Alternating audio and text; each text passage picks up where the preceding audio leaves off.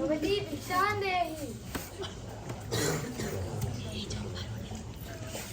ఇదిగో తీసుకోయ్యా అమ్మ కొంచెం గుమ్మంకి యువతల వైపు వచ్చి ఇస్తావా తీసుకో నేను పిచ్చగాన్ని కాదు రావణుణ్ణి నేను సీతమ్మని కాదు పని మనిషిని సీతమ్మని తీసుకెళ్ళినప్పుడు ఇంకా బాధపడుతున్నాను అదే నిన్ను తీసుకెళ్తే మండోదరి కూడా సంతోషపడుతుంది తనకు కూడా పని మనిషి అవసరం ఉంది సీతమ్మని తీసుకెళ్ళినందుకు రాముడు ఒక్కడే వచ్చాడు అదే నన్ను తీసుకెళ్తే వాళ్ళది మొత్తం పవర్ ఆఫ్ పని మనిషి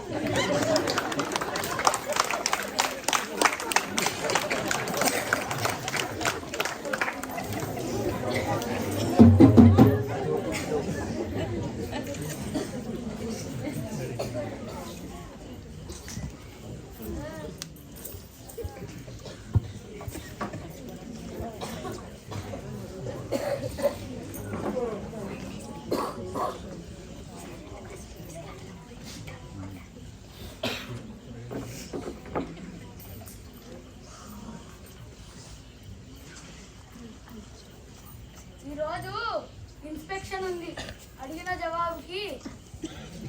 ప్రశ్నకి మంచిగా జవాబు చెప్పండి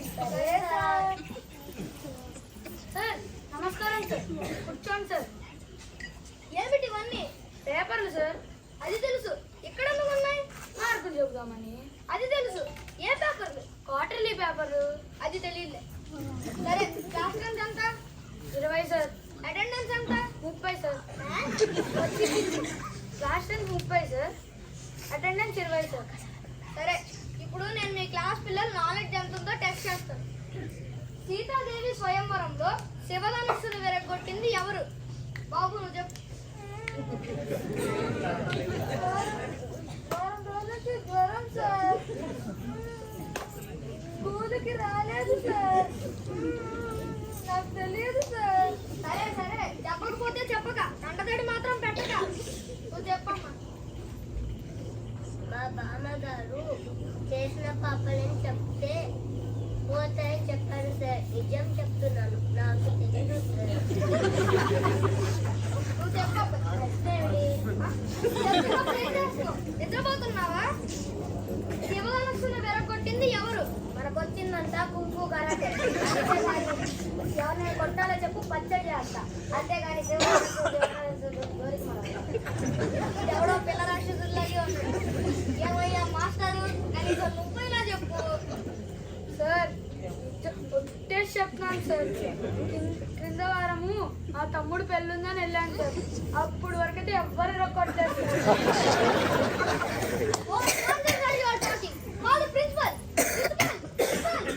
మీరు ఎంత ఇదైతే మాత్రం అంత అదే కనీసం మీరైనా చెప్పండి శివధనుస్సుని విరగొట్టింది ఎవరు అంటే చిన్నపిల్లలు తెలియక చేసుంటారు సార్ తెలియ చెప్పండి రాగానే కట్టేస్తాను అక్కర్లేదు తప్పంతా నాదే అంటే తమరే విరగొట్టాలి అయ్యో నా కర్మ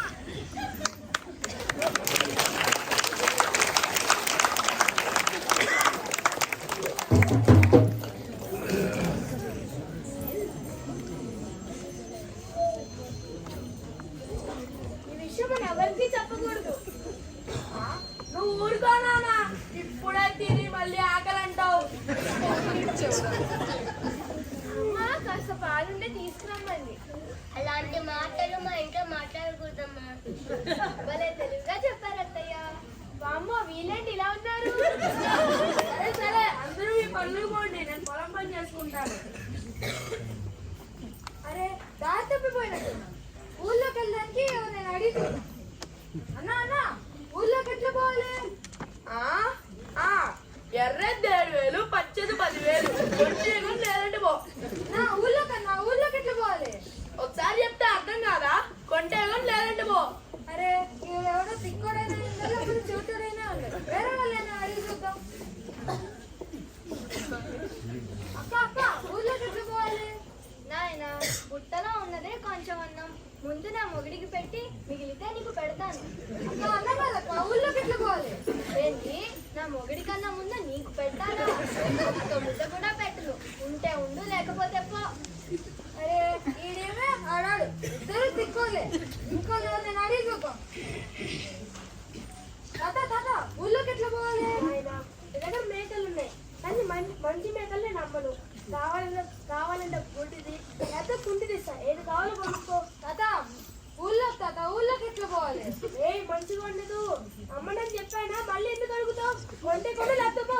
అరే ఈ ఊళ్ళో అందరూ ఇలా ఉండరు కాదు, ఇలా ఉండరు కదా, వేరే వాళ్ళు నేను అడిగి చూద్దాం. అవ్వ ఊళ్ళోకి ఎట్లా పోవాలి? నాయన నాకున్న బర్ర 1/2 లీటర్ పాలే ఇస్తుంది. నాకే సరిపోదు, ఇంకా నీకేం ఇచ్చేది? అవ్వ, పాలు కాదవ్వ. ఊళ్ళోకి ఎట్లా పోవాలి? ఊళ్ళోకి ఏంది మీదకి వస్తున్నావు? బర్రతో తీసుకొని కొడతా. అరే ఈ ఊరంతా ఇట్లానే ఉన్నారు, ఇంకా లోపలికి వెళ్తే ఎలా ఉండిద్దో కానీ నేను చచ్చిన ఊళ్ళోకి